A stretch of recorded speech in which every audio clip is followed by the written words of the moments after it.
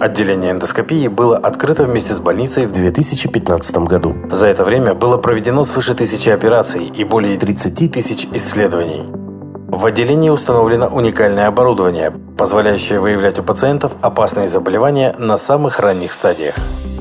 В нашем эндоскопическом отделении проводятся все эндоскопические процедуры, диагностические и все лечебные процедуры. Эндоузи желудочно-кишечного тракта, также эндоузи бронхов.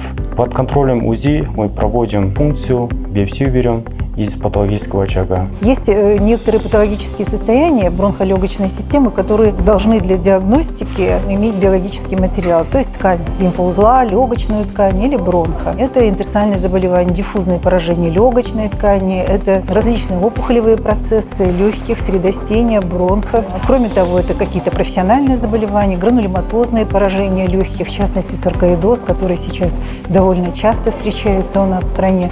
Наиболее серьезный способ получения этого материала, особенно легочной ткани, это видеоторакоскопическая биопсия, то есть практически открытая биопсия легочной ткани.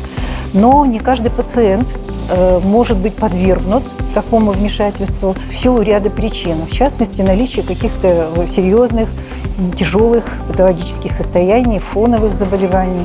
Но у нас сейчас очень важное событие в нашей клинике.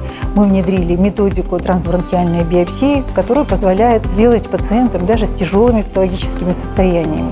Кроме того, эти пациенты не обязательно должны лежать длительно в стационаре. Это, по сути, делается в рамках центра амбулаторной хирургии или хирургии одного дня, когда он приходит, проводится ему эта процедура. И в этот же день, если нет никаких осложнений, он может уже уходить домой. Для нас очень важна работа в команде. То есть это должен быть пульмонолог, это должен быть эндобронхолог, который проведет эту манипуляцию, ну и, конечно, высококвалифицированный патоморфолог, который нам опишет то, что есть в этой ткани. У нас была пациентка, она из другого города приехала к нам, которую подозревали саркоидоз. Она обратилась к нашим пульмонологам, главным пульмонологом Бакену и Роза Губани, и была направлена оттуда к нашей процедуре, которая на трансбронхиальную биопсию. Мы КТ вместе с нашим лучевым диагностиком смотрели, изучали, где находится очаг. Нам удалось с помощью этой процедуры попасть туда малоинвазивным методом.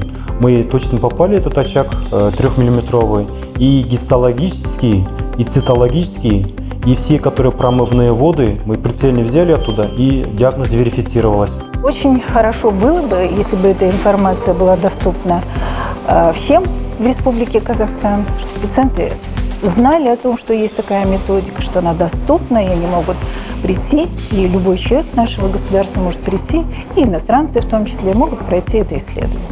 С внедрением этого метода диагностики исследования точность диагностирования при онкопатологии, туберкулезах и трудно диагностируемых пневмониях намного возросла. Она составляет 85%.